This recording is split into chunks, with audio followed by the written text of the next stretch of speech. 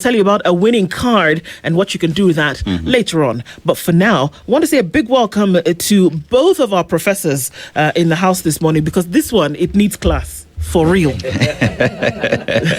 This conversation, it needs class. It's taking me back to the days where I had to sit and we need to actually have this one today. Professor Alfred Omenya is a policy and governance expert. He joins us this morning. Good morning, Prof. Good morning. You well? Always a pleasure. Good morning. Karibu sana. Karibu sana. Yeah. Professor Peter Kagwanja is the CEO of the Africa Policy Institute and joins us here as well this morning. Good morning. Morning, Do. How are you? I'm well, thank you.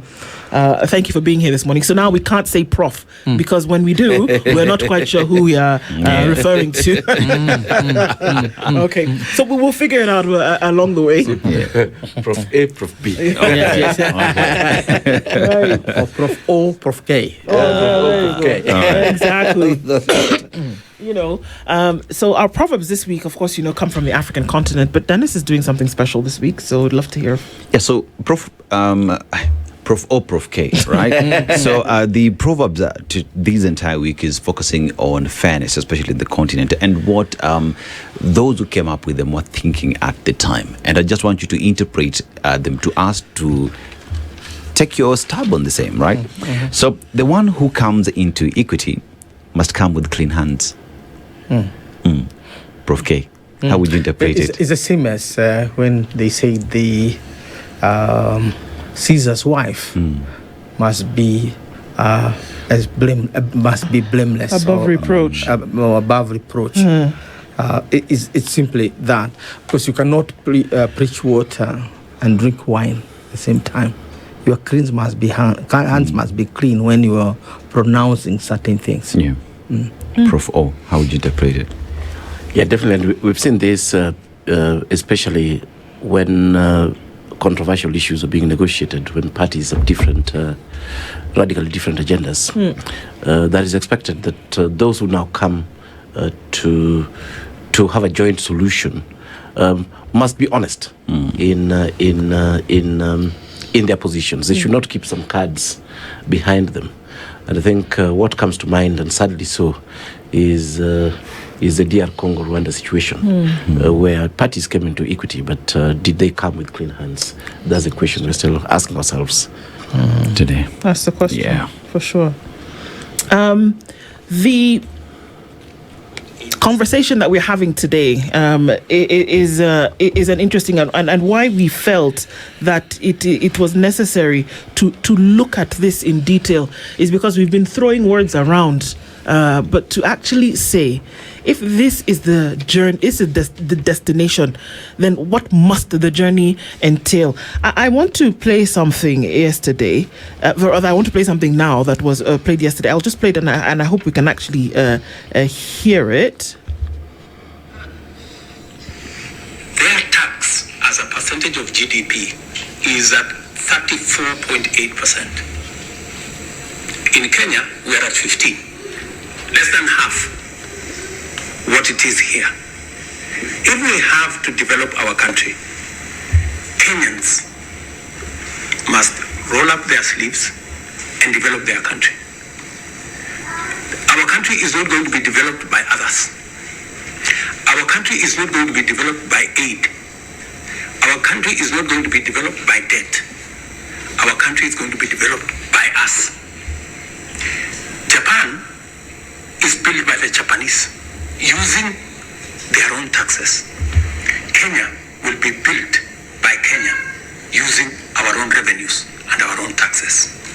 That is a statement that we must tell each other. The one thing that I have committed myself to do is that we must then provide a guarantee that every Kenyan who pays for whatever service or pays whatever tax, that money should not be stolen by anybody. So this was yesterday, and the president spoke about, a number of things that need to happen, especially with the launch of the infrastructure fund to the tune of 5 trillion shillings. Now, that doesn't mean that the money is actually in the pot just yet. It's supposed to come from certain places. But he is of the opinion that Kenya can actually, he keeps saying the word first world, but for purposes of development, we say the developed world, that Kenya must be in the developed world in a very short period of time. And he said that yesterday, that this must be done by Kenyans, that it will not be done by aid, it will not just be done by taxes, but that it will be done by Kenyans. Japanese developed Japan, the Chinese developed China. Kenyans must develop Kenya. And there has been a connection to Singapore more times than we can count. And this first world, which is the word that he uses often, is what Kenya is not just aspiring to, but that is where Kenya is going to reach. The journey there is not just picking up your satchel and walking. It seems to be that there's a lot of work that needs to be done to get there. Let's start with you, Professor Kagwanja. What does it actually take? Do we understand or do we realize what it takes to get there, or is it beyond just proclamations? When God decided to create the world or the universe as we know it, he started by clarifying his thoughts, that the earth moves, the sun is still.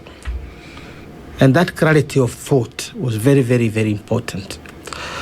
When we in our lives as we are today, there are two kind of thinking or thoughts that guides what we do. The first is the utilitarian.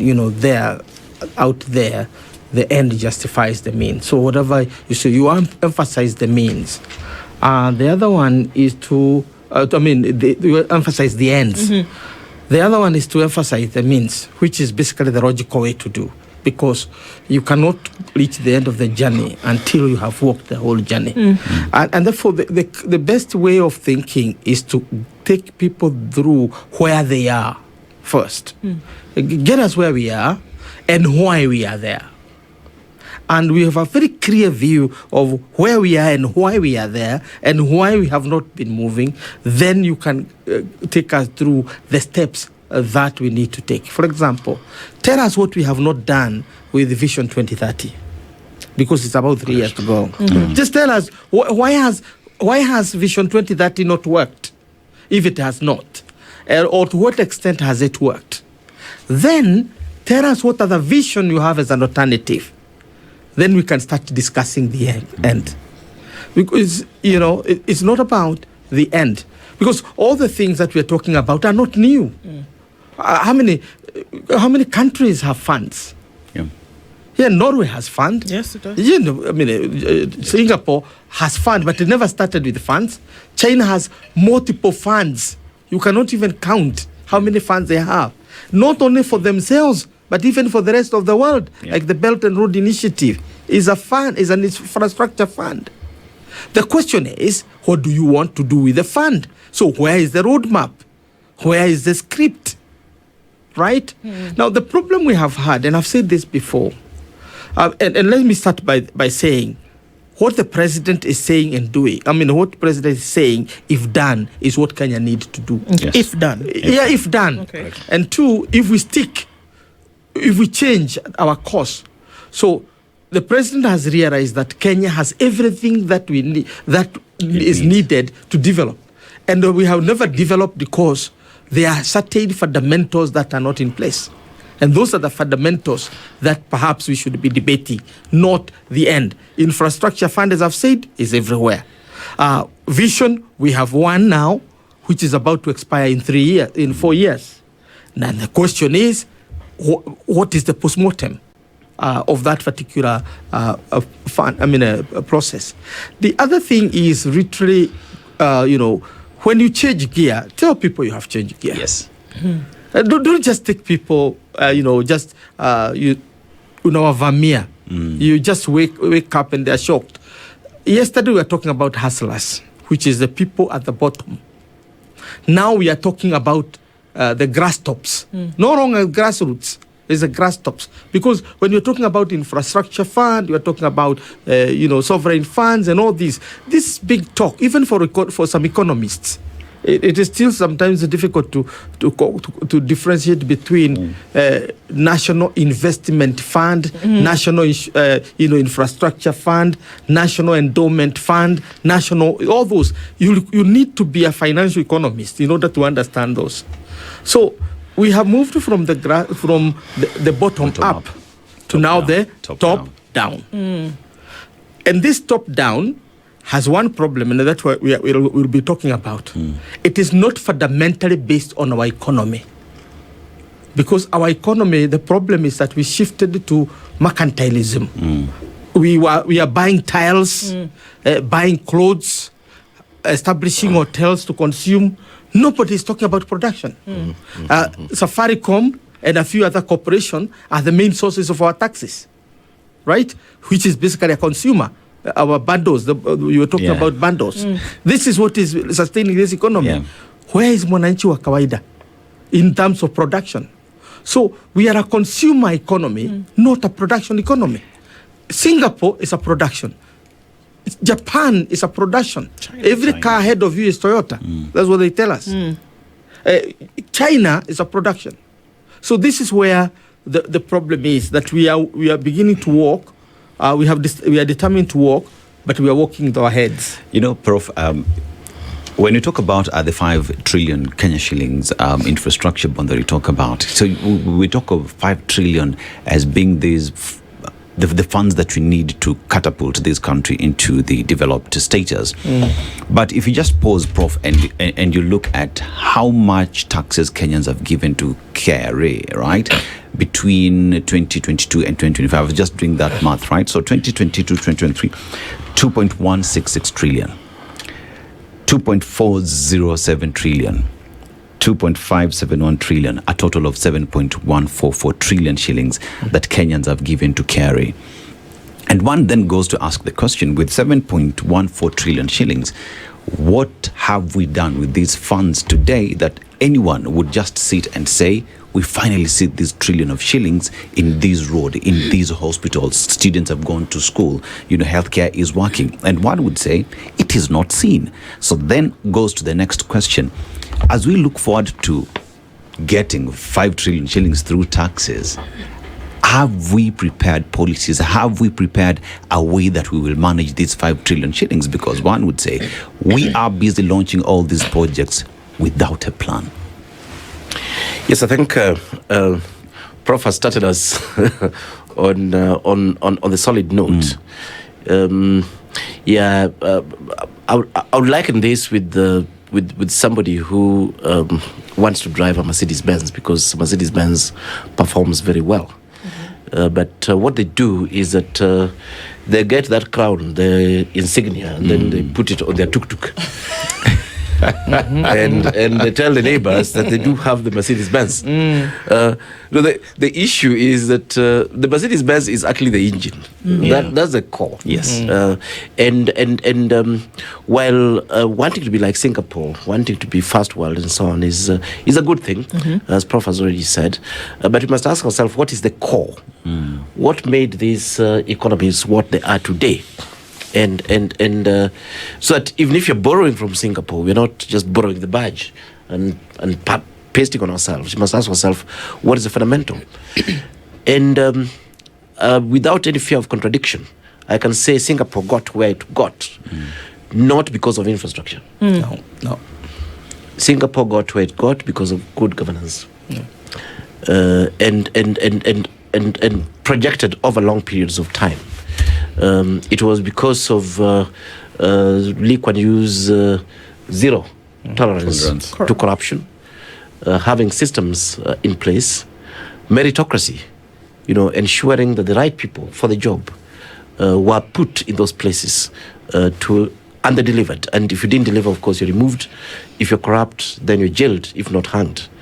It started with governance. The Singapore story started with governance. And I would love when every time our president opens his mouth to speak about Singapore, that he should be speaking about corruption, that he should be speaking about good governance, that he should be speaking about meritocracy, that he should be speaking about the death of tribalism and other factionalism and nepotism and so on.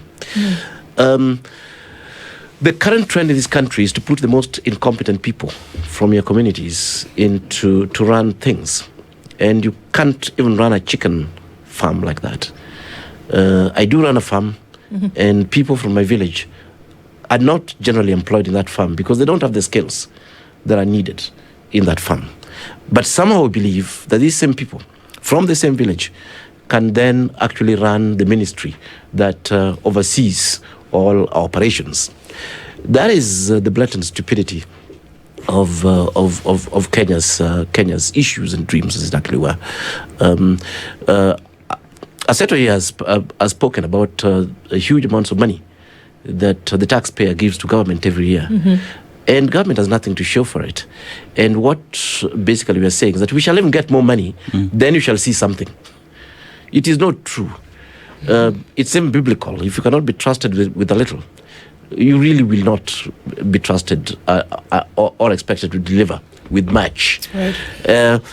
And these are the things we must actually talk about. When we're talking about corruption costing us 3 billion, that is enough money. We don't even need to go to the markets. That is enough money to raise the 5 trillion. Exactly. In a very short period of time. In a very short period of time. We'll be look at 1 point something trillion. Yeah. And this corruption only. We are not looking at government inefficiencies. Prof here will tell you, government typically spends double what we should be spending in the market on any project. Yeah, we work on projects, be it roads, be it a school or whatever it is. Government spends at least double. You just bring in efficiency in government expenditure and you eliminate corruption. We'll be able to raise, and do, as you're saying, we'll be able to raise the 5 trillion in a year. Right. Easily. You know, if we don't hit it, it'll be maybe 2 trillion. Yeah. So the issue in Kenya, as far as I'm concerned, is not lack of money, really, including raising money. Raising the 5 trillion is not a problem at all. We have resources here in this country that if government goes to the market, that will be raised quite quickly. The issue that we have in this country, the problem that we have in this country, again, is what Prof had actually highlighted. I don't know how to categorize it. It's a special type of foolishness because you set out to go somewhere. You are in the wrong place and you don't even ask yourself where you are. You just get a new destination. Tell people, no. You see, we're going to Naivasha, but now that we find ourselves in a Mali, why don't we go to Namanga? You know, what was your plan? Exactly. So, like, where are you going in the first instance? And where we're going was really spelled out in Vision 2030 with systems and structures in place. And we haven't reached there because we still have 3 years of that journey. Why aren't we taking stock and asking ourselves, where are we with this particular plan that we had? And we had other plans, not just Vision 2030. Again, as Prof is highlighting here, we rounded up an entire group of poor people and told them that we shall take them to heaven, that the heaven will belong to hustlers, the heaven belongs to hewers of woods and drawers of water, that heaven will belong to this, what the Marx would call lumpen proletariats. Right. And we're laughing on the other hand, we're saying, which economists are these ones? Who are telling you that you can actually drive an economy and cause change by using people who are basically in welfare, regardless of the political economy system that you're using. Whether you are using a socialist system, the poorest have never driven the economy. It's labor that drives the economy. If you use the capitalist system, it is the investor that drives the economy. And we're saying we need more fundamental conversations. The conversation is not just money. The conversations is, number one, what have we done with what we have received? Yes. Number two, we've had plans, and we have great plans. And we love those plans. In fact, at that point, we didn't have inferiority complex. We're not saying Vision 2030 want to be like Singapore. No, we just wanted to achieve some things that were good for us. And it made sense. We didn't have inferiority complex of saying, I want to be like my neighbor. Why do you want to be like your neighbor? Your neighbor is different from you. And there's a problem with African countries. We have inferiority complex at national levels. Why do you want to be like somebody else? There are good things in this continent, actually, that we need to preserve. Yes, of course, we can pick one or two references to say, yes, we want to be economically superior and so on. But on the other hand, we must actually, stick to our visions and our plans and of course, revise them. And when we give up also, again, as Prof has said, you come up to the people and tell them, look here, we think every plan that we had was foolish. We have figured out... the drawing board. No, we are not even going to the drawing board. We want now to be like our neighbors in Singapore. And even once you say that, then you must understand your neighbor. You come and say, our neighbor does 1, 2, 3, 4 things. Our neighbor did 1, 2, 3, 4 things. So we're going to do 1, 2, 3, 4 things. But otherwise, this cherry picking is nonsense, honestly. It makes nonsense of good ideas. Okay. Because, again, as I wind up my train of thought on this particular matter, let me wind up there, because the question we're asking, infrastructure for what? And this politicized infrastructure will not get us at Singapore. It will give us white elephants. Because that's the thing when we talk about the infrastructure. Because what are we saying when we say infrastructure? We're talking about what they would say the dams. The 1,000. I don't know how many that are going to be supposedly done by a certain period of time. We're talking about the road network, which they've said is going to be 28,000 kilometers of road. It's about the length of the roads, right? Rather We're than what talking the about roads the do. length as opposed to what they do. Exactly. That roads will then connect people and places, and that roads will now then bring product from farm to market. Exactly. Which essentially is what we are saying, Prof, that builds an economy. Correct. That I'm hard pressed, and maybe you can prove it otherwise, that there is no economy in the developed space today that has not exported at profit in order to become developed. Yes. Am I wrong? Exactly. Prof. Kagwanja? That is key. You are right, and I think I'll take from where Professor Omenya has started. Has stopped, because it's this country is endowed. Correct. In many ways. Correct.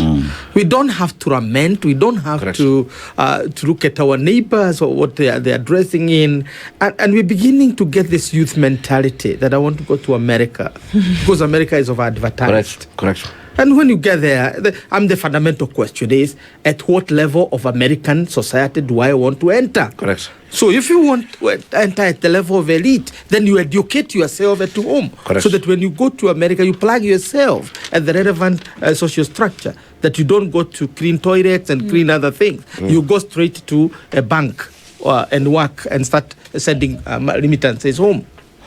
Here, the fundamental problem we have is one. We have 2027 coming. And face it. Yes. Face it. This is simply a repackaging of the Hasra dynasty thing, because that one will not work. Why? Because that one was meant for Mount Kenya, where we have historical divides between the Itungatis and the traitors. So in order to get that block of vote, you needed a very polarizing kind of ideology. Now that is gone. Now you need an alternative ideology that creates what you call mirage into the future. But the mirage are based on reality. Let's be clear. If you're talking about a political genius in this country, political genius, I'm not talking about, I'm not at the level of leadership. I'm talking about politics. Yeah. Right. Raw politics, Correct. as we know it. There is no better thinker than our president. Current president, correct. He's, in terms of political capacity or political thinking, there is nobody who can match him here. Right. True. Yeah, you need to import. Okay? Manufacture. Or manufacture if you can. But he is in his own class. And in terms of oratory, I think the only Marcus Aurelius, the Roman senator, would floor him. Oh, yes. I don't see anybody else flooring him. Even in the history of rhetoric. Yes. And therefore, and I'm sure that's why his chicken was selling. Oh, those ones. Okay. Those days, and that's why he sold his way, his chicken, his way into the presidency by selling chicken. How many people are selling chicken and they're not president? It's because you can talk your way into selling chicken, you become one. Yeah. So I'm not trying to ridicule, because this is a very serious matter about our nation. And we must learn to tell our people the truth. True. And the truth is the only one that will save us. We have failed to deliver to the hustlers. Correct. Let's admit that, and we put it down there. And since we are Christians who know souls can become Pauls, they will forgive. Then we move on. We say, now we want to try the bigger money, the top down, because the bottom up has failed. But I'm sorry, Prof. Yes. I would need to interject with this question because you have to look at intent in these things. When you talk about failure, was there an intention, a pure intention to actually lift the hustlers out of this supposed poverty? Because if there was, then you would say, where did we go wrong in the last 2.5 years that did not allow these hustlers to rise out of poverty? Now, rather than abandoning that ship over there, the Imali Namanga situation, since we were going to Imali and wherever we were going, Naivasha, we find ourselves in Imali. Rather than trying to reroute to find our way back towards Naivasha, we decide to pick up something else. So is there an intent to actually have this done? Because guess what? If there's no intent, even this way, first world place you're supposedly going to, which I prefer to use the developed space. Yes. That's why I was talking about. Can you actually then say that, okay, well, we're going to pick up something else along the way? You dump this because it's not working. It's like the 17-year-old boy who's dumped this girl because, you know, her hair is the wrong color. Another one's got a bout of acne. So you dump her and get to the next one. And then you're going nowhere by the time you're 18. This is the thing. I think that's why I started by talking about our president being a political genius. And he's a political genius because he can sell anything. Correct. Including things that are not supposed to be bought. For example, nobody ever needed to buy the Hasra thing from pure economics. True. If you are a serious scholar of political economy, then you would not even have touched that thing. Why? Because you want to lift people from poverty. Exactly. Then the thing you tell us is, what are they going to produce? Correct. So that they will have money in their pockets and therefore they will be able to grow the economy. So the fundamentals of economic thought were lacking. Now here, in this second one, it has two forms of lies in it, which we must unmask. The first lie is that infrastructure can develop a country or can transform Kenya into a Singapore. It can't, because it is structure from what to where. Just go to the basics of colonialism. And the colonialists were frank. Yes. They said the railway line is Uganda railway because they were moving from Mombasa to tap the resources of Uganda. Kenya developed by mistake. Is what we call development by contradiction. And this is Walter Rodney will tell us so. Yes. Now, the Germans were even more frank. They would call their railway by groundnut railway, gold line, the Tiba line, because they were going to get that. Because infrastructure is about what we're developing. Correct. President William Ruto did not need to go in such a sophisticated, or is it sophisticated or esoteric? Esoteric manner. He didn't just go to the ground. I can see him being re-elected. Yeah. On the basis of the deals he has already clinched. Yeah. That's what he needs to tell Kenyans. Yeah. That he is in a position now, with no contradiction and no fear, that to bring the railway from Naivasha to Maraba. Yeah. How many presidents have done that in their country? Yeah. He will definitely, by the time he leaves office, build the road from Lironi to at least Mau Summit. Yes. And he will have started the path to Eldoret and back to Maraba. Correct. I am sure the Nether Bridge will be completed. Right. I am definitely sure that the road from the Mudaiga there going towards Duberi, at least it will be there. Right. Therefore, he will have more to show than Ibed Kibaki. And tell you what, if he wants to do an expressway from Nairobi to Thika, he'll do it.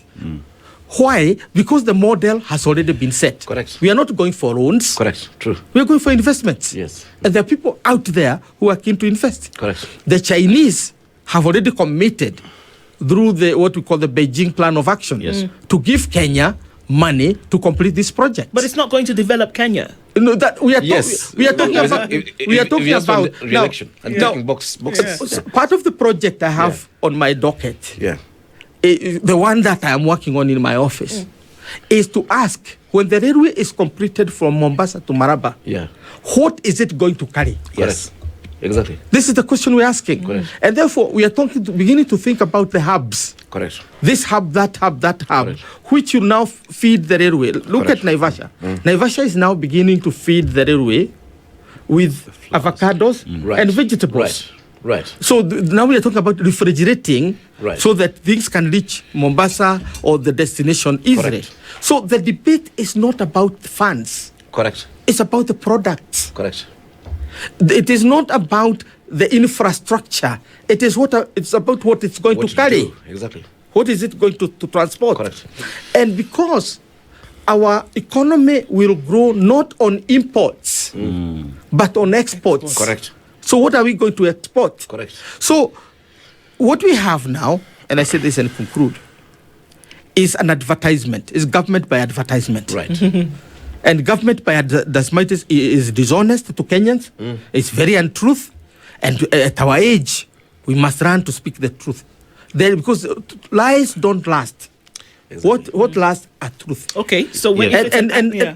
if it's an advertisement, Yes. usually the folks who are doing the advertising don't actually clinch the home run until somebody goes into the store and purchases. Right. Yeah. Right? Yeah. So this doesn't look like it looks like it's another thing that's being said. The infrastructure will be done, but then what needs to happen? And I think that's if we can't see as people what needs to happen in order for this development to take place, this exportation that we talk about, there's an entire ministry. It's the one with a very long name. Right. MITI, exactly. Right. Yeah. That is supposed to be handling some of these things. There was supposed to be $100 million investment funds whereby you Right. were bringing in people Correct. from externally to come and invest in the country through things like KIPES Right. and industrial parks. Right. The PSs on that docket have been Right. changed more times than are closed in a week. Correct. So how then do we say we're going to actually get a product or two or three that you send out of the country? I read something the other day.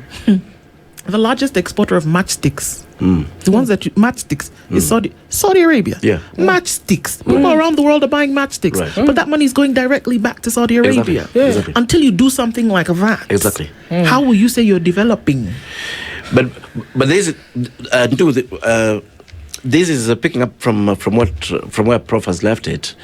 The other thing that you see, I mean, instead of selling us this shiny stuff, why not take a step back and ask really from a very honest point of view that what did you want to do for your people and what did you want to do for your country? Honestly, in a very simple way, if my people, if say I was a president, if my people had a little bit more money in their pockets, if the quality of their life was better, if their income was increasing, every year, if they could afford better healthcare, better education, and so on, then in fact we'll be getting somewhere. And these things are not glamorous; they require work.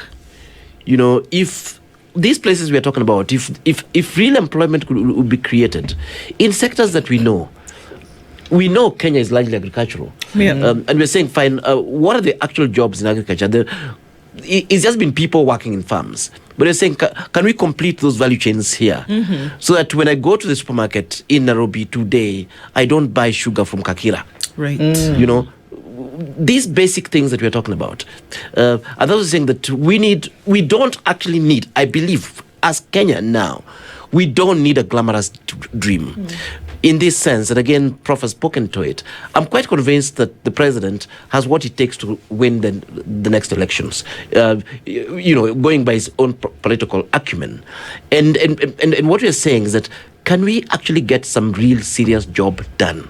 And we see an actual change in these particular sectors. And we're not saying that it solves everything.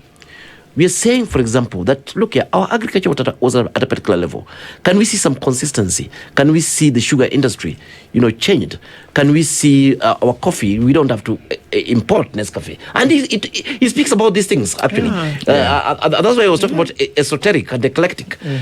Can we actually see a situation where our own product here competes with Nescafe in the global space?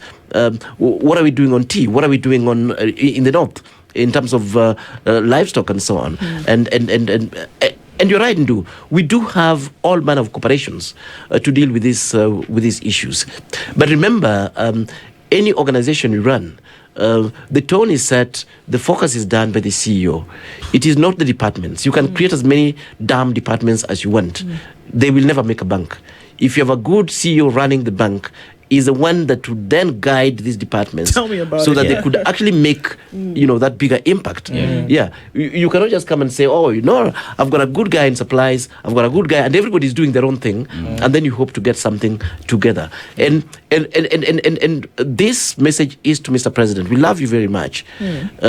We know even some of those things that you speak have some bits of truth exactly where. But the issue is very simple. Can we get a coherent vision? Can we take stock of where we are as a country? And you still have time. Can we be able, to move the country in a more coherent way, into this future? That's the only way that we'll get into Singapore. Rhetoric is okay. We know you'll speak and you'll say wonderful things, and people will actually cheer. But on the other hand, it is not too much to ask that can we be able to deal with some of these really basic things so that you don't import fish in Kisumu? You don't eat fish from China in Kisumu. The fish factories in Kisumu, 20 of them have closed in the last 10 years. And we're saying, can we get those back running? You went to the sugar belt. Can we get the sugar factories working again so that the farmers can operate, so that the schools that were in those places can actually function? Can we get Sisal that was in Taita Taveta and all this back? Surely, and as Prof has alluded here, Kenya was basically an exporter when the colonialists came here. And we are exporting all manner of things. We are exporting timber, we are exporting sisal, that's how this area started producing what they're producing. That 100 years ago, semi-illiterate colonialists who didn't even love us were able to actually be net exporters. We are saying, Mr. President, is it too much to ask that the country can then produce, can process, and become net exporters? We're not even talking about AI. We're not even talking about vehicles. We're not talking about those things. We're just talking about things that grow on the soil. Right. And then after that, we can move to the next level.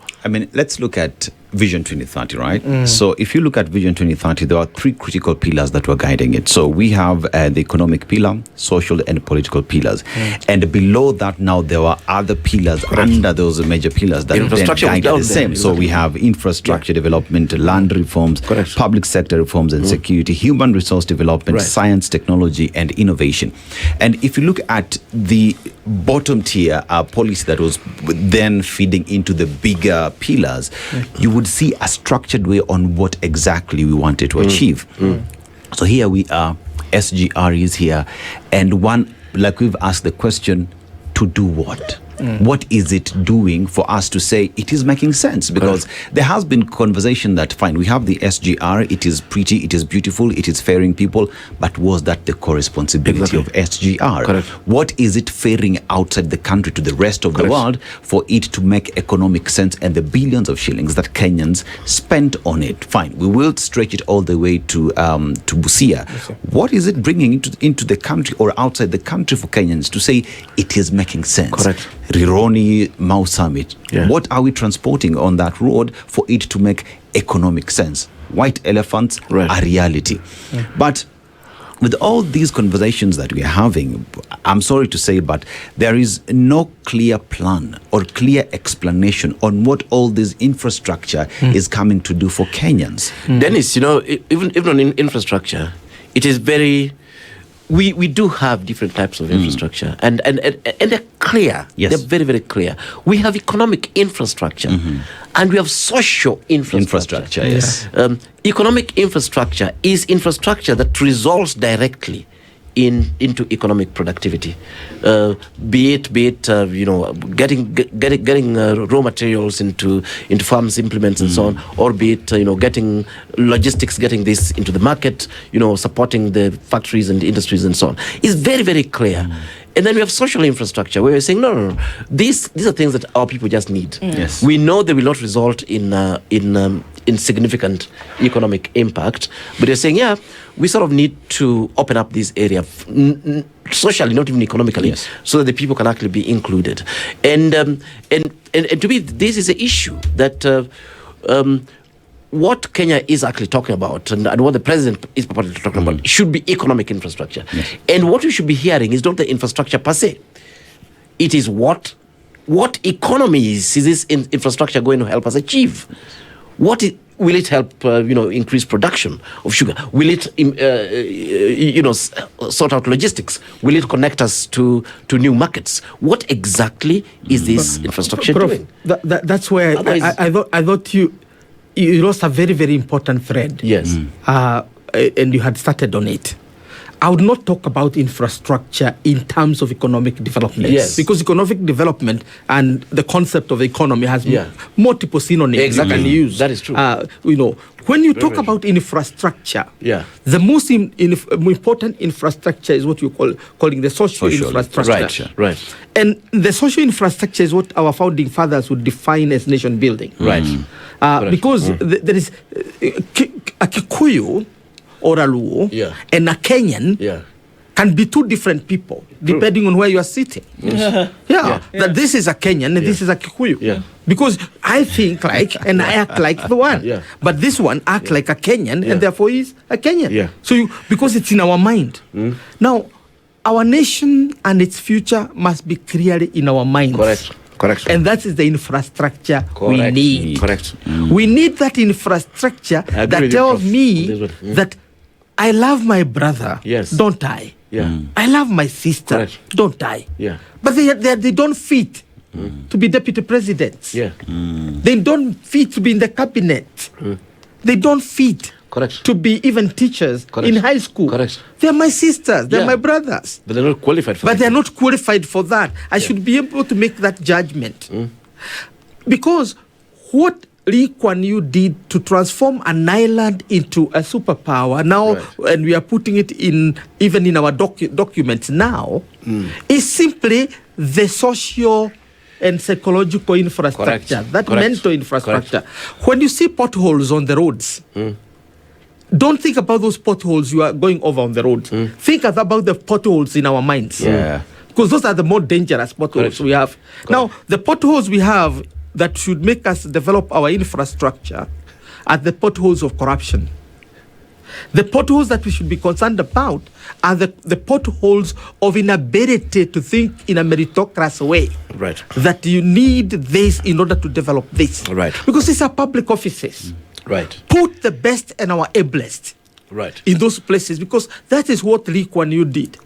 So when you are borrowing Singapore, don't borrow only their infrastructure as you see it now. Because this is a manifestation of serious work done. And the serious work was Lee Kuan Yew teaching his people that spending your sweat, or rather from your sweat, or living from your sweat, is what makes you a grown-up.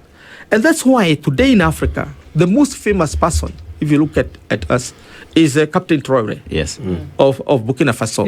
Burkina Faso is a landlocked country, somewhere in the middle of the Sahara almost. Why has it become the model of Africa? Because the leadership from Sankara to Traore emphasized the mental infrastructure, not the physical that you are going to tell us 100 kilometers, 12 kilometers. Kenya is not about kilometers. Because even if you tarmac the whole country, what would that mean for us? And you see, Prof, when you just speak about Burkina Faso, I was watching a documentary the other day on how the mental infrastructure has been fixed so much that the people themselves wake up every day. You have a company that is producing ballast. You donate that, you make cabros, and you give that to the country and even go lay them themselves, because at the end of the day, a better looking infrastructure that is working will be able to feed into the farms that they have to bring to the market. Today, as we speak, Burkina Faso that you say is landlocked is pretty much feeding better part of the neighbors because of value addition on their tomatoes that they are now shipping. Because they asked the fundamental question, Prof. They asked the fundamental question. What Sankara asked did not, why don't we have roads? Why don't we have that's the question he asked. He asked, who are we? And remember, the thing is that, and we need to disabuse ourselves of this fallacy. We can build as many roads as we want, but then if you're building it so that we can be like Singapore will be building other roads. Yes. So When are you by the gonna time we catch up? finish building our roads, our roads will be looking like a joke. And then we start building more roads and more roads and more roads. And again, as Prof is saying here, I always like Thika Road as an example because I drive there quite often. And what I always love about Thika Road is not the Thika Road itself. It normally looks like a parking. It is a traffic jam that I always see on Thika Road. And every time I pass by Thika Road, I'm always driving sort of on the other side. The other side. In the morning, I drive away from the city. Traffic, In the evening, so I see these guys, and they're like animals in a zoo. They're a spectacle. And I'm like, what happened to this country? That they can actually create such a large traffic jam that lasts for many hours, involving very productive people. So I sympathize with them. So going back to Prof's point, the issue here is not the infrastructure. It is what the damn infrastructure does. Yeah. You're meant to solve a transport problem. What you need is actually efficient transport. A road might be one of the ways of solving it, but might even be a problem. And you kept saying there that what we need we needed around the city and even around Thika Road was efficient public transport. Yes. Public transport, not a bigger road. So even this infrastructure talk that we're talking about, what you should be asking, Mau Summit Rironi, we can do their 10-lane road. Sure. And it might just be a 10-lane traffic jam. We should be asking ourselves, what problem are we actually solving? And the problem for me is a public transport problem and a logistic problem. And we have to be very careful about, not just the infrastructure, but there are also software issues that we're dealing with here, that's also transport. Let me give you an example of how hustlers attempted to solve our transport problem. And it's a very simple mathematical example. We're saying, look here, if you do a train in the city, you'll be able to carry 10,000 people at a go. Okay. But then the hustlers said, no. The train might be the French and whatever it is, and we can't make money from it. So we are going to do rapid bus transport. I said, yeah, nice. Now, instead of carrying 10,000 people, you'll be carrying 80. 80 is still okay. That is quite brilliant. From 100,000, but we can live with it. A few roads were painted, and we were about to celebrate 80. Then bottom ups came. Yes. And we said, no, now we shall actually promote the border person. And we shall be giving borders in State House. You go to State House and you're given border as a solution to public transport. So from 10,000, now we are carrying one person. Ideally, okay, they carry two, whom they kill. Because they don't wear any protective gear or anything like that.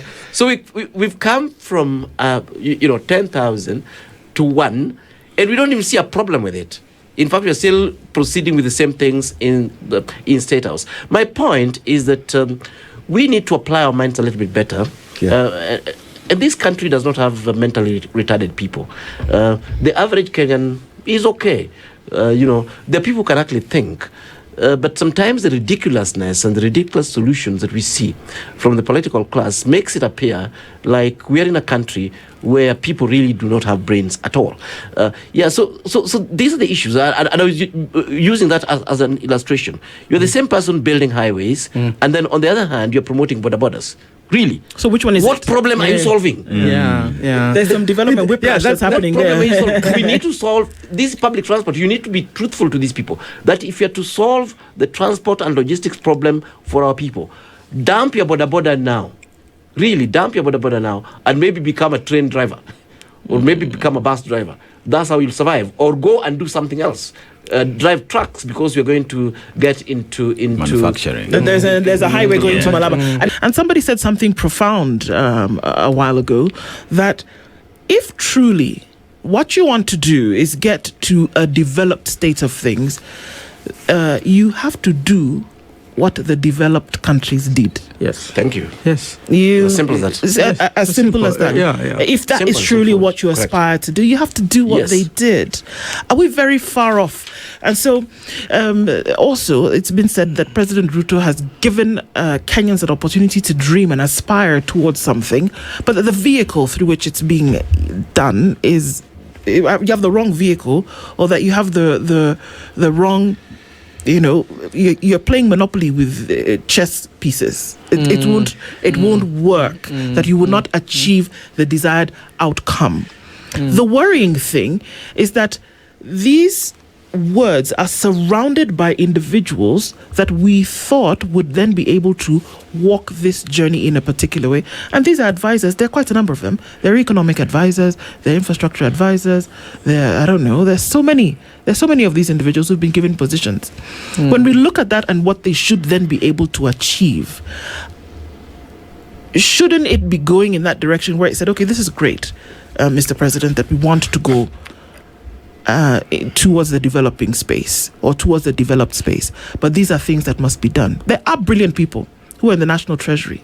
There are brilliant people who are in state departments of ministries. They're there. Right. So what happens? Or are they none the wiser? They're told this later. Oh, by the way, folks, we're going the Singapore way, and then you catch up. How does that work? I think part of the problem is, as you're speaking, I'm reminded of these churches where they push prosperity. And the way prosperity is pushed is by claiming. There's something they call you claim what was actually yours. Yeah. So if you see a helicopter outside, you go and lay your hands on it and claim it. Of course, you don't work for it. You have no money for it and so on. But then you claim it. That's how irrelevant some of these dreams are. Yeah, so dreams are okay, but some dreams are totally irrelevant. Some are even dangerous. Some might turn you into a thief. Yeah, because there's such a big disconnect between your dreams and the reality. Yeah. The other one is a sad one that you mentioned there about advisors. A lot of these advisors, a number of them are people who've taught at the university. And Prof and I, at some point, we taught at the university. That's why we're professors. If this was an assignment, what the president is doing was an assignment, basic assignment, right? About not even in economics, just a warm-up for students, where you're saying, write about how to get your country to a developed world. Introduction to international relations. Exactly. Yeah. Okay. And this was an assignment. Yeah. The president would score 0. In fact, we'd call him for censure. Maybe because we'd be thinking that... This is what you really want to study? Yeah. Are you sure? Have you heard about governance? Have you heard about corruption? Have you heard about meritocracy? Have you heard about systems and how they work? Have you heard about strategic plans? Have you heard? And that's what people like Ndi should be telling the president, that you're our boss, but this one is, this one is a bit stupid. These are at least these are the basics that you should have. And because you have a particularly weak student, why don't you just copy another student? And we do that with students all the time. Go look at a thesis that was written here 3 years ago. It deals with the same thing, and then see what you can add. And that's what I would advise Ruto if I was his advisor. Mr. President, first I would laugh a little bit. Well, Mr. President, there was a guy here just like you. He was also a president, and he did a thesis called Vision 2030. Just go read it, make a few changes to it, and also read what Lee Kuan Yew had done for his country, and then make a few changes, and then come back. Then maybe we can have a more coherent conversation. Currently, this is quite erratic. If I could add to that, what Prof has said. You see, in the first place, and not everybody will have the privilege of teaching the university in order to know that this is a good thesis, this is a bad thesis. But even in the village, because I sit in the villages and with the elders, the coherence of thought among our people is amazing. Yeah. Our people from the west to the south, they think straight. Exactly. Now, in this country, we know that we started off very well with a document called wealth creation. Correct. And the purpose of the wealth creation was to get out of this talk about poverty alleviation. Correct. Like the goal is poverty is like the sun. It has to be there. What we want to do is to reduce the heat. Correct. No, poverty does not need to concern us. It is how we transform ourselves into, prosperous people. Exactly. So it's all about prosperity. Correct. So that is one. Then we moved from there to Vision 2030. Right. Vision 2030 is expiring in the next 3 or so years. Now, by this time, the debate that the president should have kicked off is the debate about Kenya Vision 2063. Correct. Which will get us 100.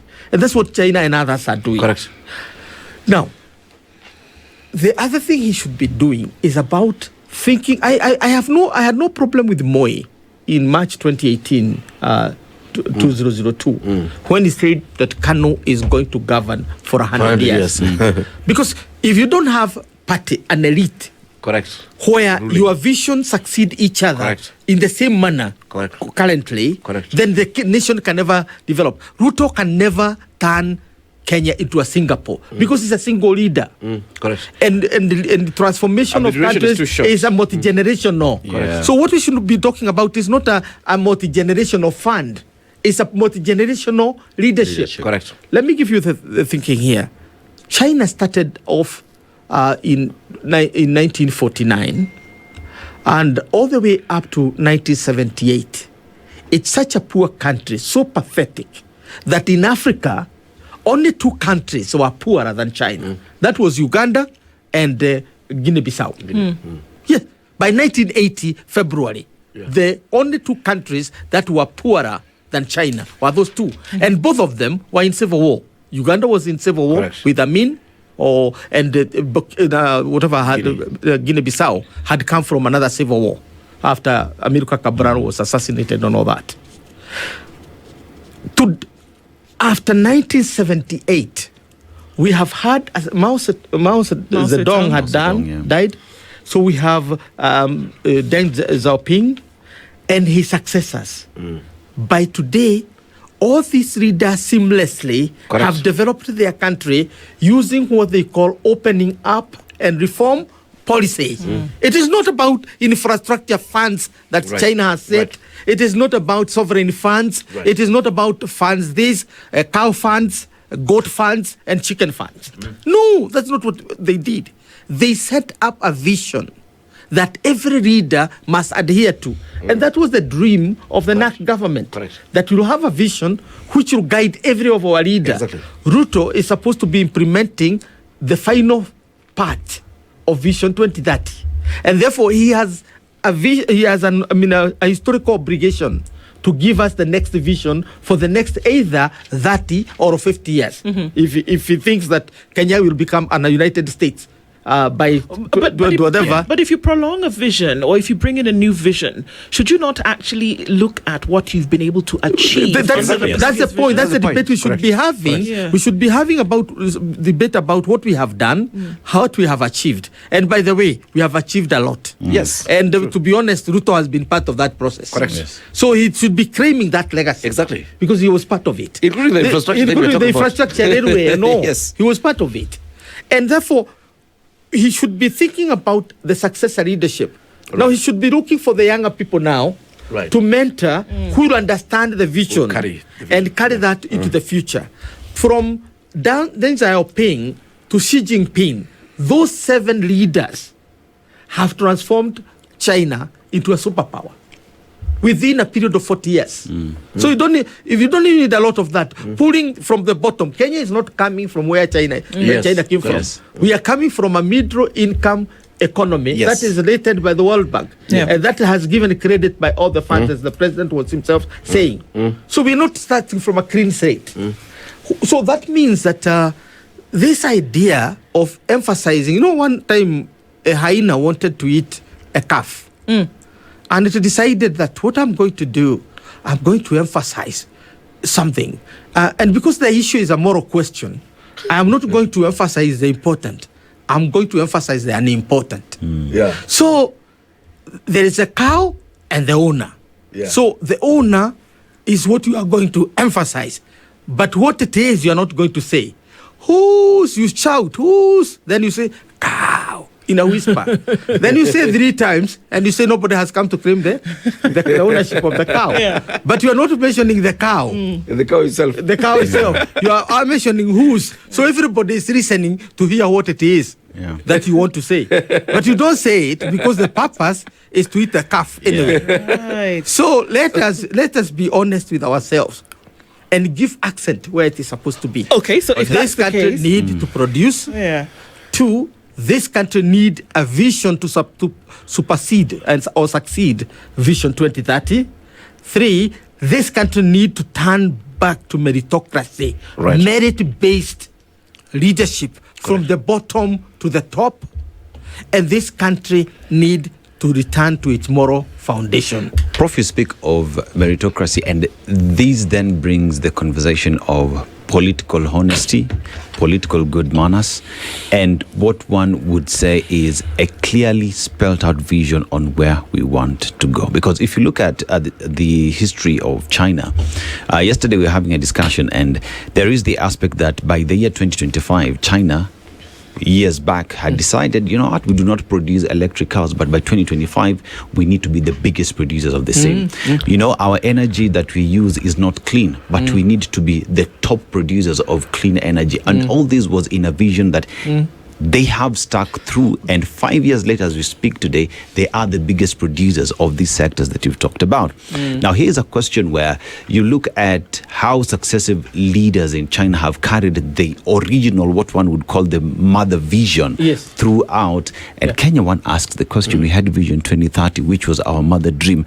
How do we further it forward? So is it a question today that all we are doing with infrastructure fund and 5 trillion shillings that we need is just a political gimmick for the next election, and not necessarily a vision in the long term that is aimed at making Kenya be better? You know what is actually sad also is not just the vision or the lack of it. What is sad is that now we do have a leadership that can hardly think beyond themselves. And I've said that over and over again. I was just thinking as Prof was speaking here and reflecting on the 2 pillars of again Singapore that we're talking about, this creating of business-friendly environment and also export-oriented growth. If you look at those 2 pillars are not pillars where politicians benefit directly. So you basically create an infrastructure for other people to do things that are good for your country, and if you look at the entire Singaporean pillars and so on, you could say that a lot of them have to do with what is good for the country, not necessarily what is good for the politician. And one thing that I find disturbing in this country at all levels is just how lack of enablement by the political class. They're an obstacle to everybody. They are an obstacle to investors. They are an obstacle. People hang around politicians' offices so that they can get favor to do a government project, leave alone even a private project, as it actually were. If you're going to do an investment outside there, the person who's going to fight you, the person who's actually going to fight you is a politician. It is not. We don't see the politician as an enabler who's saying, look here, during my leadership, so many companies have been established in Kenya. So much production is happening and so on. Even our president, and sometimes it disturbs me, even our president, when you hear the president talking about the sort of production that he's talking about, a lot of it is really government doing things. We even quarrel about that when we're discussing housing, that the role of government is to enable private sector to deliver housing. It is not for government to build houses. When we hear about agriculture, it's about new irrigation schemes and so on being done by government. We don't hear emphasis that government will just enable people, will enable private sector, will enable investors to come in and put in their money and build growth and all of these things, and starting to ask how can this then be facilitated. Yes, of course we are talking a little bit about PPPs, but you don't get that accent, you don't get that urgency that here is a government that actually wants to create an infrastructure that wants to support the rest. That wants to support its people, that wants to support investors, private investors, that wants to support the private sector to do things. So we are seeing government doing a lot of things that number one, they don't need to do because they're very bad at it, and they're better left to the private sector. That conversation is not happening yet. What you're talking about, even in terms of this fund and so on, is anchored on private sector. Sure. But again, what you're hearing is more what government intends to do, rather than what this fund will do, to unlock private sector potential to then drive these different sectors that we're talking about. So we can't even envision, what government needs to do in every single sector, to enable the productivity that we expect from the private sector. We don't see that at all. We see government wanting to do the same things that the private sector actually wants to do. Is doing. And to be that is missing in the conversation. To just add on what Prof is saying, when I look at our leadership, and let me be judged as guilty as I am, I look at my two boys in the house competing to come and show me how how they have performed very well. It's like you are waiting to be judged on how well you have done by this mighty dad, because so that you can reward it. And that kind of reward, let me call it immature reward-based conception of national development is what is messing us up. And it started with Uhuru Kenyatta, and now Ruto is amplifying it. Now, why do I say it started? I saw billboards with Kenyatta of what he has done, have done this. You are not supposed to do anything. This is us. Exactly, correct. This is our government. This is our people. You are supposed to give us leadership to achieve what we achieve. And that's why people talk about Kibaki. They don't talk about Kibaki because of anything else. Exactly. Because he never claimed anything. He just got things done. Correct. That's what a leader is supposed to do. Because if you wear that mentality that you'll be judged by the kilometers of roads that you have built, and that is how you are going to be judged, you are holding the wrong end of the stick. Why? Because it is not about the kilometers. It's the quality of life that people have.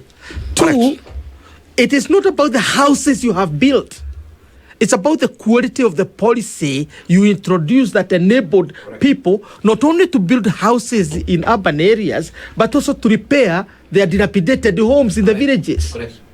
The ones they build with the coffee boom, and there's no more coffee boom, what are they going to do with their houses that need painting, that need new roof, that new tiling? Do you have that comprehensive policy that deal with Kenya as a whole? And if you want to just have the shows that we are going to go on the road and say, oh, those are Nyao houses, or those are these houses, or those are those houses. I mean, you go to South Africa today, and I have lived in South Africa for 10 years, and I have lived in Kenya. If you tell me to own a house in Kenya by buying, I'll tell you are foolish. You don't know economics. Exactly. Because this is a rentier's market. Correct. A house where you pay and the owner cannot even pay his mortgage using the rent you have done. True. In South Africa, it's the other way around. Correct, It's an owner's whatever. So immediately you get there, 1 year, 2 years, you go to the bank and get your own and you start paying. If you leave the house, it will pay for itself. Okay. You get it. So people are able to move from their houses and build new houses across outside Johannesburg, outside Pretoria, outside Cape Town, because the houses are not supposed to be affordable. They are supposed to be what you can build. It's not about the market, affordability or non-affordability. All these concepts are confusing. What is affordable to a primary school teacher? Correct. What is affordable to a university professor? And what's affordable to the other? So these are relative terms. Correct.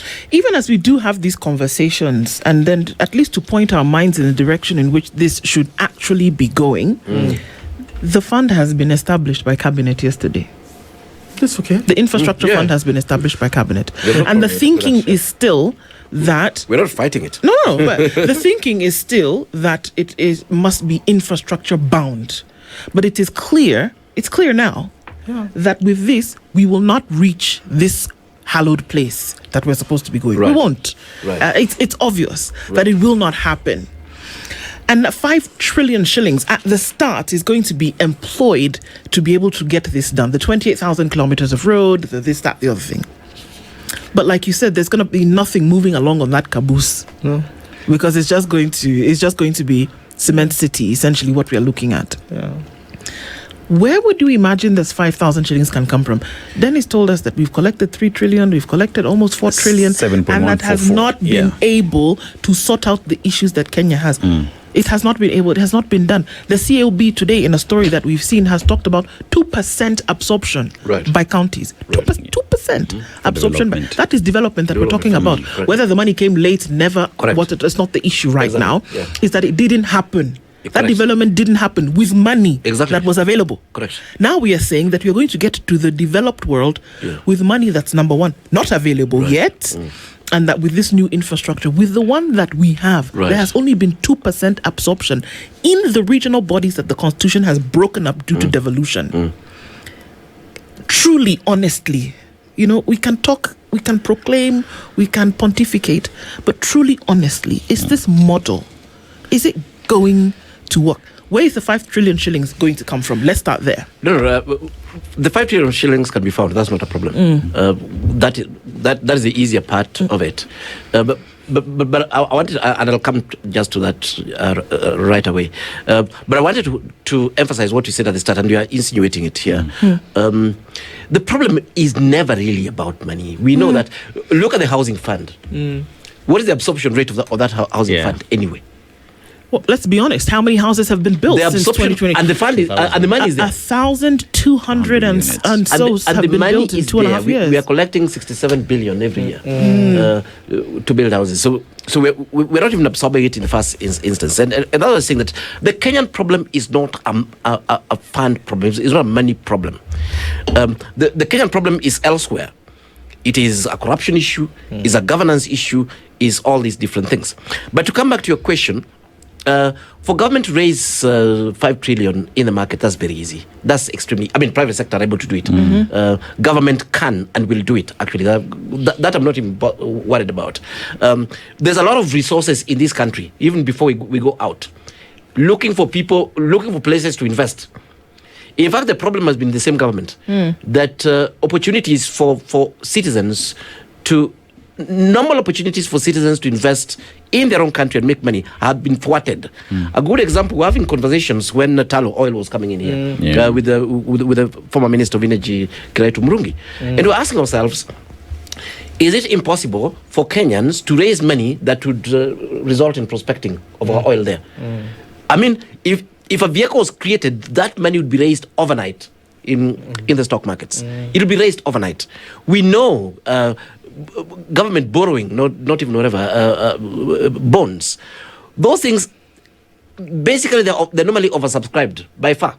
Yeah. So we, in terms of where to get the money, we do actually have the money. That's not a problem. The issue, again, just like we've been discussing here, are more fundamental issues about governance. There are more fundamental issues about even the nature of these funds. Now, if you're shifting away from the broader governance issues to these funds, how have these funds been created before? In most of these countries, yes, we're talking about Norway, we're talking about the Netherlands, we're talking about Europe. Governments create these funds largely from surpluses that they have. They come in, so it's not borrowing from the market. You come and create a fund from the surpluses, and then of course you crowdfund in case you need additional funds and so on, is invested, and then you got your sovereign funds, and you can use that for infrastructure. In Europe, there's a case of actually donations into the fund from different countries and so on, and saying, fine, we shall actually create a European infrastructure fund that then you can actually use to develop. Here, of course, we've said, it'll be a company, it'll be a private sector, so that it is not, we are not burdened in our taxes, and that makes sense. But on the other hand, this company, what could be the basis for this company to raise funds? Can anybody just create a company, then you go to the stock market and raise funds? The only basis for this company to raise funds is that those funds would be secure. That's why they're called sovereign funds. And who is the security? It will be Kenya's people and Kenyan taxes. So whether we like it or not, this particular fund that's being created will have to be secured by our taxes, by taxes that we're yet to pay, really, and anyway, by our taxes and our incomes and so on. Of course, this thing is also connected to the sovereign wealth issue that again cabinet talked about. So it's very clear that we are looking at the wealth that this country has. Our wealth, our inheritance as Kenyans is actually going to be part of this. So So what does that actually mean? If you double with that in the market, you can lose that wealth anyway, because this fund will also be getting, investments, from third party players, and the private sector issue. This, if you look at it carefully, the Ruto government has been trying quite hard to privatize Kenyan state companies and KPC, big one, and state corporation. Yes, we have pipelines that are being talked about. There've been conversations about the airport. There've been, especially the ones that are doing well. In fact, we want to sell our stake in Safaricom and so on. So we've had this issue that we actually want to take away Kenya's wealth, literally sovereign wealth, and put it in private hands, and that's a terrible thing, actually, as it were. That needs to be protected, despite the fact that we need to generate other funds. So we need to think quite carefully about what this fund would be. And if it is the same companies that we're talking about, when the president spoke, he spoke about Kenya Railway, for example, expanding their things and so on, having money for the ports and so on. And for me, I was cringing because I said, so how will Kenya Railway, for example, invest in this sovereign fund? One of the most straightforward ways of doing it is turn Kenya Railways into a private company. Yeah. Turn all those things into private companies. Let guys own it. Then these guys now would own that big infrastructure thing, and that way, then they can raise money unfettered by some other other regulations. And from where I sit, we need to be a little bit more careful. So that, because ours is really a borrowing model. Yeah. The way we create funds, I have a small fund in my family, we create funds out of surpluses. We don't create funds. In fact, we're discussing here with Prof that, I want to create a reserve fund for my family, so that, we are sure that we'll always have rents and go for holiday and so on. Yeah. So how do I do it? I go to the bank and borrow money, and then put it in an account, and then have to pay the bank. We don't even have money to pay the bank. We are more vulnerable. I mean, that's stupid. What happens that if we really want to create an actual reserve fund that has meaning, then we have to do our savings diligently. And at some point we say, now our savings, and our investments can enable us, can protect us for a year. Isn't that what it's supposed to do? But look at what other countries with sovereign funds do. Exactly. And of course, one of the most famous is Norway with, what is it, four Yes. And the oil profits. Exactly. Yeah, and those are oil profits. Correct. Because they're kept then for a situation where things may go belly up, and then that fund should actually be used to essentially sort things out. And still speaking about that, because you see, I would have listened to the president, honestly, a lot more seriously, if the guy said, look here, we are losing money in corruption, we are losing money in inefficiencies, we are losing opportunities from dysfunctional state agencies that should be making profits and they're not, and we need to make money as a country, and as part of this, as part of our income as a country, we are going to use this as a bedrock of a sovereign fund. I would listen to that. But if you're telling me we'll go to the market, that's being clever. Being clever is not what we need to run the country. We'll go to the market, somehow convince them, and then raise 5 trillion. These 5 trillion, we shall not call it debt, despite the fact that we shall. And meanwhile, nothing has changed. We are saying, how sure are we that 5 trillion will be used now, the way it was meant to be used to deliver for us a profit, as it were. And that's the problem. One of the things that I was thinking about, imagine, we have a company in Kenya, a few people have heard of it, called Kenya Airways. And because of these governance things that we're talking about, that company loses billions every year. And we are able to tolerate it because there are not too many of such companies. Now you can imagine 5 trillion is how many Kenya Airways. You can imagine having 1,000 loss-making Kenya Airways. And we're enjoying at the hip. So one of the things that as taxpayers we are very concerned about is not just about the 5 trillion. Is do we really have serious, competent, committed, moral, ethical leadership that will guarantee that the 5 trillion will do what's meant to do. I've said here that actually 50% of our money goes into government inefficiencies. So you put 5 trillion, then 2.5 trillion is then goes into inefficiencies. You are paying double. You are building the most expensive SGR on earth. You are building the most expensive expressway per kilometer on earth. You are building Talanta Stadium, and every time I look at it, I'm like, God damn it! Where did these hundreds of billion go? I'm an architect. I understand some things about buildings, really. And these are things the president has to deal with. Otherwise, we'll go to court and try every means possible to stop this thing. At the core of what we need, Dennis, gentlemen, at the core of what we need, really, we need good behavior. Yeah. You cannot come and squander our trillions and then now come again with another scheme that we give you more trillions so that you can squander. That is not acceptable. Professor Kagwanja, we've talked about the hardware and the software, and one would say if we fix the software of the country in terms of uplifting the social aspects of the infrastructure and having our leadership and politics and governance right, Kenya and that Singapore dream is a reality. But without fixing the software and the hardware, we're not going anywhere. That is correct. But I think one thing that the president has achieved is to convince us that we deserve to be a Singapore. But we are not. He has done. Okay. Yeah. And part of the purpose of a leadership is to inspire. So to that extent, I think he has achieved inspiring Kenyans that we should not be complacent or even give hope that the failure of the Hasra nation is the failure of the Republic of Kenya. Right. The two are not synonymous. The Hasra nation may have died, but at least the Republic lives on. And that said, then, we are a Christian nation.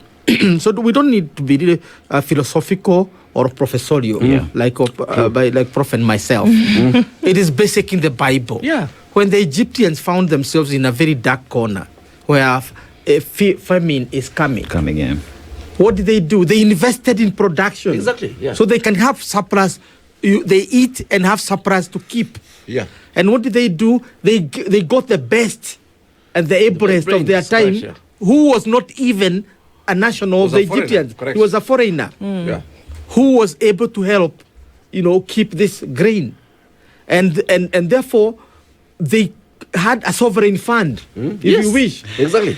And this is the sovereign fund that was not only to feed them. Yes. So the concept of sovereign fund is not about borrowing. Yes. It is about growing and putting reserve. Correct. It's like this foolish farmer who sleeps all through the farming season, the cultivating season, and then start building granary that is going to harvest, and he had not planted. So in a sense, I think where we have reached as a republic in the 21st century, the third decade of the 21st century, we should tell our leaders that we are thinking. We are awake. We are awake. Don't take people for granted. Exactly. You have the power. You can tell us that I went to Chicago and I read on one of the corner, a child was asked, if you are on top of the world, what would you do? And the child said, ice cream would be vegetable. Because every day the mother is talking about eat your vegetable. She doesn't like it. So turn ice cream into so she turn ice cream into a vegetable. Yeah. So here we are busy turning vegetables into ice cream. Here we are turning ice creams into vegetables so that people can like them. Yeah. The truth of the matter is that we have to build our nation on fundamentals. Exactly. The fundamentals of political economy. Exactly. The fundamentals of the economy. Correct. So I used to argue a lot with my friend Adam Olo and others during the campaign. And we used to the late Raila Odinga used to say that he is going to start from a very, very comfortable corner. Yeah. And Mother Karua, the deputy at that time, would be running around saying the same. Yeah. And we are going to just block all corruption. Yeah. And from the start, we will start with a clean 2 billion. 2 trillion. Yes. Because if every month, according to Uhuru Kenyatta, we are losing 2 billion. So how much are we losing per year? Well, it's now 3 billion. Yes. So we will start off with clean 3 billion. Yeah. And that's what Raila was saying. And that's why he was willing to give 6,000 shillings Right. to every Kenyan who Correct. has no job. Yeah. Because there was money to Correct. give. And therefore, there was money to spend as well. Yes. So it was a very rational thing because you are broken. If President William Ruto said, I'm going to close all corruption avenues and I'm going to create a fund that is going to be based on what we are saving, That would be a different story. It will be making a lot of sense. While taking into consideration a very important thing which we seem to forget, and that's the issue of debt. That can you develop and can you make train to the Orient Express on the Orient Express where we Right. headed to? Right. Can you do that with Right. the amount of debt that Kenya owes, odious or otherwise? No, because if we're saying that for every 100 shillings of revenue, 68 shillings No, 70. Yeah. is going towards No, the payment of debt. Can we have Yeah. a conversation where this also is one of the agents? It is the same conversation Yes, we are having. exactly, yeah. The conversation is this. The most indebted countries in the world are Japan, Japan is US and the United States. But what have they done with the money they have borrowed? This is where we are. Yes. That it is not about debt. Yes. It's What have about they what you done are with doing it? to your country. With the debt. Are you producing? Japan Yeah. is producing Toyotas. It is Right. producing all the robots now. Right. It is producing virtually everything, Right. including exporting their sports. Right. Like Taekwondo and the others. They're exporting Yes. everything. So they can afford it to borrow Yeah. against what they have. In any case, it is not healthy to keep money in the country. Why don't you borrow and money security? Correct. So Japan has 240 plus % Right. debt. Yeah. We are not even yet 100 ourselves. So I personally, I see the politicization of debt Correct. in 2022 politics as a part of the problem we are getting ourselves into. The railway, the debt we are having today is about the railway. Actually, the largest debt we have the SGR. Yes.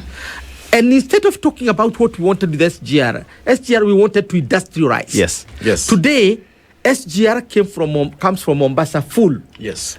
almost 2 kilometers of railway, Yeah. attached, one carriage after another. Upon reaching the country, it goes to Mombasa empty.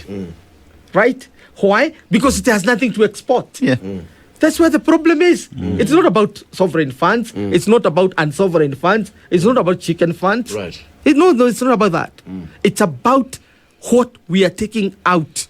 So the railway must go full and come down back. full. And therefore, the question is not about distribution or consumption. It's about production. Correct.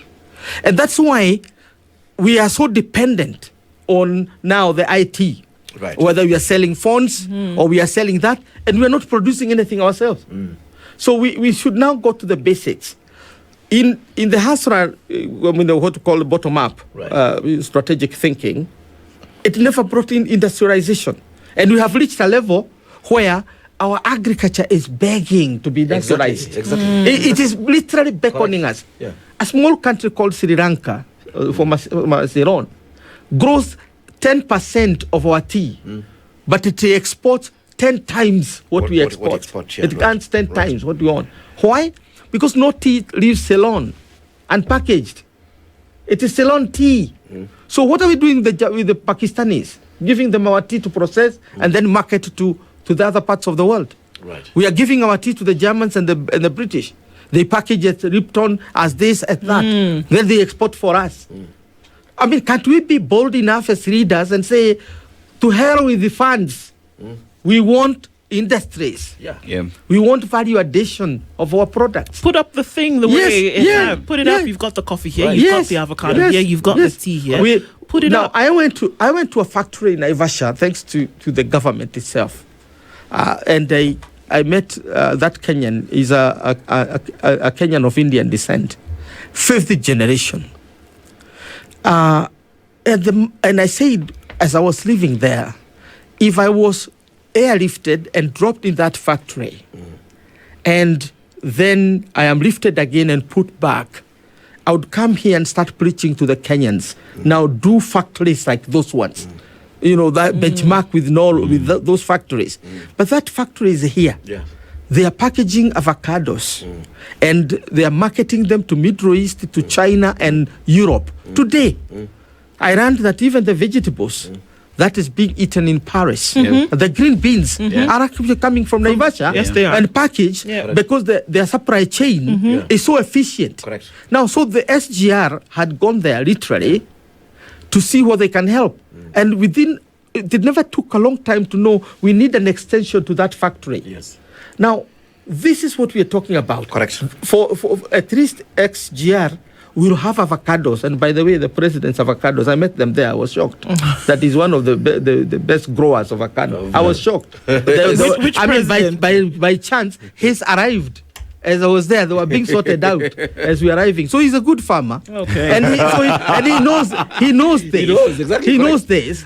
So, and he knows that they are manufacturing can do this. That's the tragedy. So so why can't he just do that?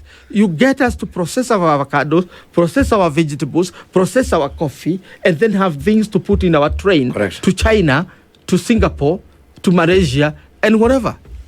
So this is where the problem is come. You know the cure, But you just but don't apply. you just don't do it.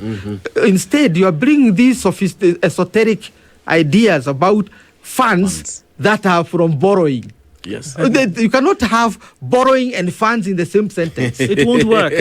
No, it is absurd. A closing point from you both. We'll start with you, Professor Omenya, because we established this is where an aspiration is a good thing to have. But on the ground, what must be done to ensure that this thing actually happens, if that's the direction in which you should be going? We've talked about what we should do. We've talked about how we should actually engage moving forward. But the reality on the ground is that it would appear as though, we're very clear from Cabinet yesterday and from the President that this is the direction in which it's going. If lived experience is anything to go by, that 5 trillion shillings into that fund, we may not see where it will go. But then how should people engage at this point to then be able to say, no, this is not where we should be going? Leadership, governance, begging for a particular direction to be taken. What should be done now? No, thank you very much, Ndu and Dennis and Prof. I think it is time that we ask for maturity. I've said over and over again that what you have in government, both national and county, and have been castigated for it, is juvenile governance. Life is serious. Running nations is serious business. There's need for honesty. There's need for these nuances. Whatever is being said, I've no problem with it. But if our leaders, if our president was sitting down and saying, how will this thing actually work? And applying the minds to it, the solutions are really not a problem. We have enough capacity in this country to help the president realize this. Be it the infrastructure fund, be it the Singaporean dream, even debt, as we're talking about, and Prof has alluded to that. There's no problem with that. In fact, sometimes it's better using debt than using your own money, because it's cheaper in particular instances and so on. But my big problem with this country currently, especially the guys in government, people do not work. People do not think about this country. People do not think about the impacts the departments, can achieve. People spend 3/4 of their time, if not 100% of their time, thinking how they can make some quick buck, how they can loot this country, how they can make billions so that they can run for this and that stupid post here and there. That is the problem. We lack serious politicians in this country, really. We lack serious leaders in this country. People can sit down and say, look here, this is what we're doing, this is how far we're going with it. We think that there's a problem in this and that, and we're changing course. We are tweaking things like this and that. So what you see is lack of depth. It's total lack of depth in government policies and even in government programs. What you see is a bunch of juveniles defending their position so fiercely, and their position that actually doesn't even make sense to the public. It is time we really, and our politicians, we love you. It is time our politicians realize that what we require of them as Kenyans is not to give us heaven. We just require of them to apply their minds, spend at least 4 hours a day doing the job you said you're going to do. We understand you're humans and you want to achieve everything.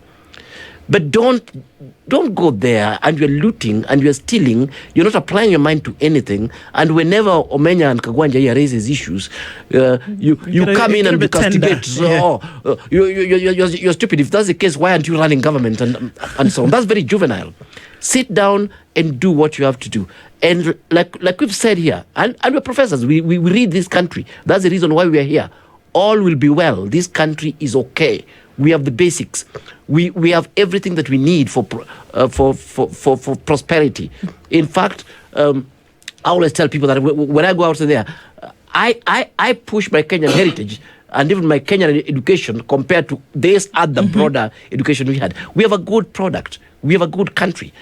However, we need people who can think through things. Sometimes it's not convenient. Sometimes it is not rosy. But then, we want somebody that you can listen to. You can say, yes, that guy has been trying this thing. He's gotten advice. He's tweaked it. And is actually moving forward. We don't expect a Kenya that is managed by gods. So don't be a god. The gods we worship on Sunday. Yeah. I didn't elect President Ruto to be a god. I don't expect him to solve all problems. But I expect him to at least perform as a normal president would. Indeed. Sit down, work on policies, come back, give us feedback, have the struggles, have failures, have successes, and so on. That is okay. All right. Professor Kagwanja? I think we need to separate spaces. If I am a man of faith and I'm in politics, I should know when I'm in the political space and I'm in the faith place. Faith space, yeah. The prosperity gospel is for the faith.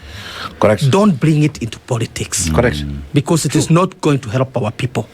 Keep prosperity gospel in the of the helicopter church and other churches in their space, and so on, because the kind of thinking we are having here about fund is touch Singapore and God will give you Singapore, or touch Malaysia and God will give Malaysia, touch this, and let's separate those spaces. Second, I think we must learn from our mistakes in the past. What happened to Hasra Fund? Exactly. How successful has it been? Exactly. Yep. So, are there lessons we can run from the Hasra Fund before we create more funds? Correct. And more funds? The third, I think this issue that Professor mentioned here, the juvenile politics. And it's not an insult. It's not a demeaning thing. But we know, because we have been sons ourselves. Exactly. And we have them there. We have our daughters. Correct. And our mothers and our sisters have been daughters. Now, don't run politics that you are going to be graded by some people somewhere, or because you'll be graded during the voting. Yes. And the voters are cleverer than just saying you build 3 kilometers. They can see the quality of life that has come to them. So let's then put our politics at that level where we are real. Let's give people policy. Governments are about policy. Correct. They are not about doing. Correct. Governments are not implementers. Government are about policy. And finally, President William Ruto owes us one thing. Vision 2063. He has not even started thinking. I cannot even factor his funds within the vision. Because the next president who is going to come might decide that he doesn't want us to go to Singapore. Exactly. He wants us to go back to Uganda or under Amin. Then we're stuck. So where we are. So he must give us a vision, because he himself, he was given a vision. Correct. Whether he implemented it or not is we'll judge him, but he was given a vision by his predecessors. Correct. So he need to give his predecessor a vision, not the confusion of this fund, that fund, this chicken fund, this fund. We need to stop that. Kenya need to be taken serious as a country. Exactly. We are a serious people. We are a very self-respecting people, and we are truthful people. Don't tell us lies. Don't take us for granted. Just get us through the right course. Correct. Couldn't be said better.